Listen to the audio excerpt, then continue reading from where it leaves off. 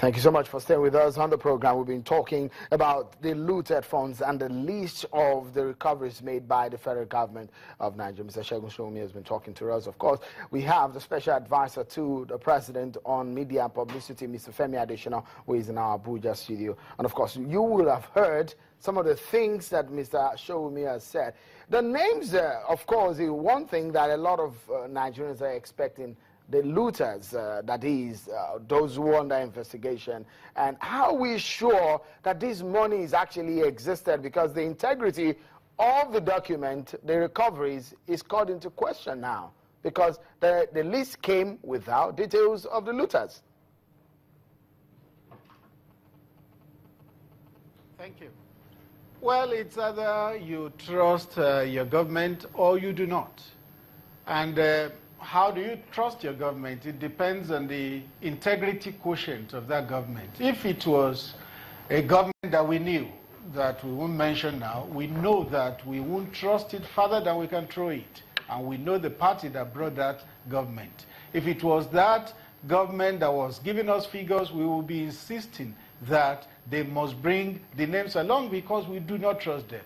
But we know that this government is one with high quotient of integrity. It's a government that Nigerians willingly elected and they trust. And so they believe these figures because they know that this government cannot trifle with their trust. So a lot of Nigerians know that whatever this government tells them, they can take it to the bank.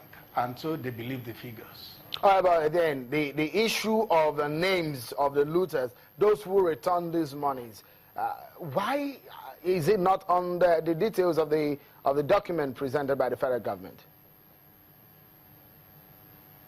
Yes, it's very good that when we do things as a country, we do those things properly. Now, if you look at one category of those funds, you see interim forfeiture. Interim forfeiture. Now, do you begin to mention names of people who are under that category when eventually the court may say they are guilty or not guilty? If the court says, for instance, that they are not guilty, you have lawsuits on your hands, which will be distraction to the government. And of course, you also know that when you begin to mention names at this stage, it will also discourage a lot of people who have funds to return from bringing those funds forward, because they will say, I'll surrender these funds and my name will still be published. So at the end of the day, we lose possibly money in billions and trillions, monies that will have been recoverable for the country. But because the country has been precipitate in mentioning names, and then such funds will not come into the coffers again. Well, is there anything that legally implicating? Because if people have returned monies to certain offices, it doesn't mean that they have committed any offense. Because if they are under investigation and monies have been asked, and they are on their own are willing to return money, is there anything wrong in that? In the first place, the president said he was going to release the name of looters. Did the president err in that sense? Well, the president said he would mention names. But even if he erred, it's better to err on the side of caution.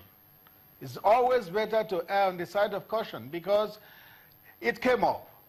And legal opinion was that it was premature to mention those names. So for me, I think it's a demonstration of strength on the part of the president in that he did not mention those names again, contrary to what he had said earlier. It shows that he buys into the opinions of other people, because legal minds came up to say, don't mention these names yet. It will have implications legal if you mention those names. And he bought into it. I think rather it's something we must commend and applaud than condemn.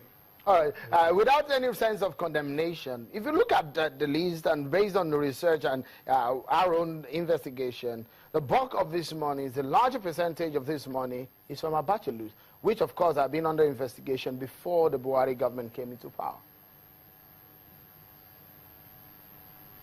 No. You couldn't say the bulk is from Abacha loot. The larger percentage, because these recoveries were made from May last year, May 29 last year to May 25 this year. A large number of them fresh larceny, fresh loot outside the Abacha loot.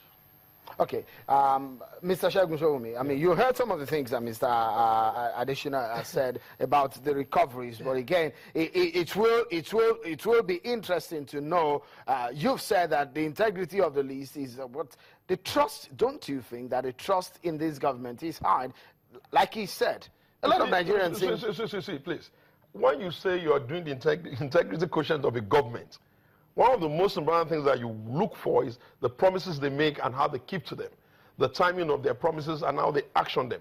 Almost everything that this government has promised, it has only provided excuses as to why it cannot. There's no point really now the figures of those promises. I will turn money $1 to ₦1, boom. We'll feed 5,000 people, boom.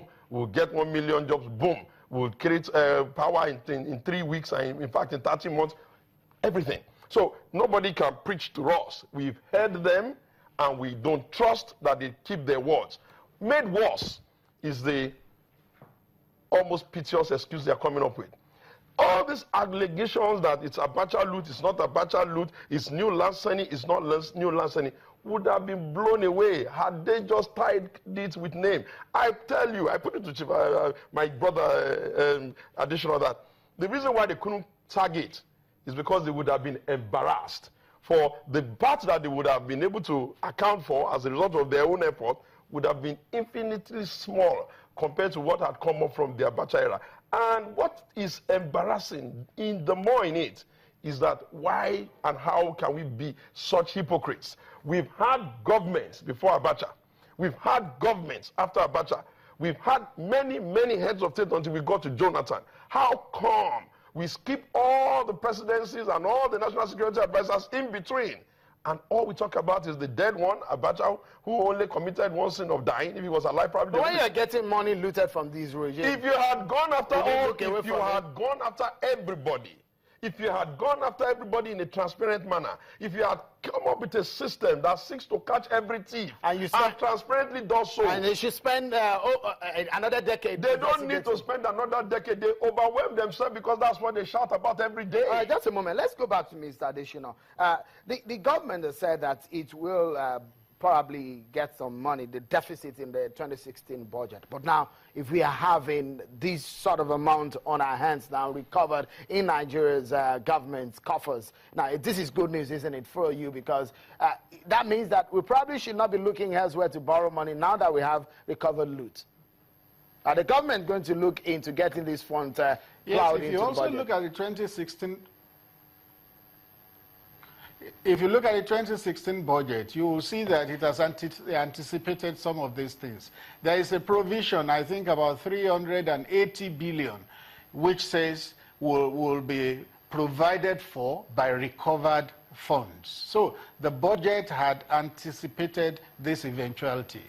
And don't forget when the president visited UK in February, he also said that much of the money that would have been borrowed to fund budget 2016 may not be borrowed again because of money that will be recovered and money that was also warehoused through the TSA. Okay, just before I allow you to go, because of our time, a lot of people have been talking about some of the situation and these things that are happening in the Niger Delta region of the country. And of course, we understand that the threats coming from the Niger Delta Avengers a day before President Muhammadu Buhari was meant to travel there. And a lot of people are wondering, is he, the president could have gone there to shame the Niger Delta Avengers? A lot of people think maybe he just stepped down because of the threat. The president is the father of the country. He can visit any part of the country anytime he desires, and if he also desires, he can delegate his deputy, who is the vice president, to visit those areas. That is what he did in the trip to Ogoniland. There is absolutely nothing to it more than that. Not even the Niger Delta Avengers threats about attacking him when he goes there. Don't forget that the president is the commander-in-chief of the armed forces.